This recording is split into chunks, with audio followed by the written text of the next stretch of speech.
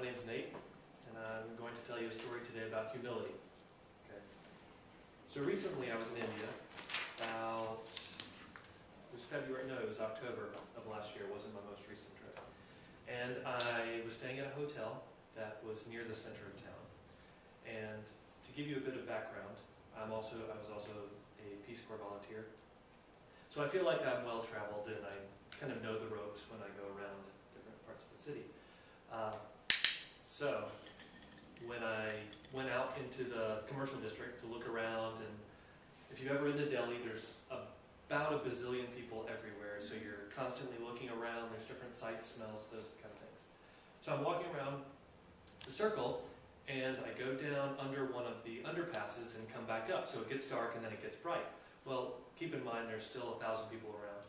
So I'm not really paying attention like somebody who's just gone to Delhi before, or for the first time. And so I'm not really paying attention, and like I should have. So I'm walking around, and this guy comes and taps me on the shoulder, and he says, "Man, you got some shit on your shoe." And I'm like, "What? What are you talking about?" I look down, and there's this big, massive, like, turd on my shoe, right? And so I'm like, "Oh," and he's like, "But it's a good thing I saw it, you know, I'm a shoe shine guy, and I'm going to shine your shoe for you." So I'm like, "Oh, okay, well, I know he's going to charge me more and blah, blah, blah, but there's a big wad of shit on my shoe, so I had to get it off." Excuse my language.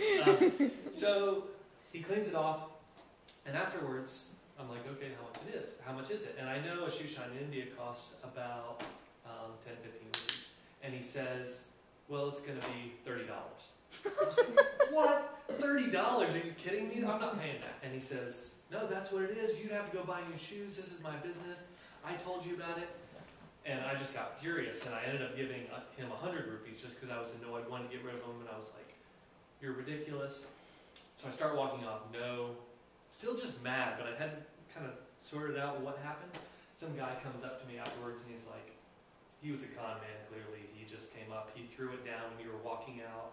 He threw cow crap on your shoe, and I mean, meanwhile the guy tells me some bird crap, and I'm like, "Wow, that was a big bird." So, moral of the story is, don't think you know it all when you go to a place over and over. There's still times to be caught.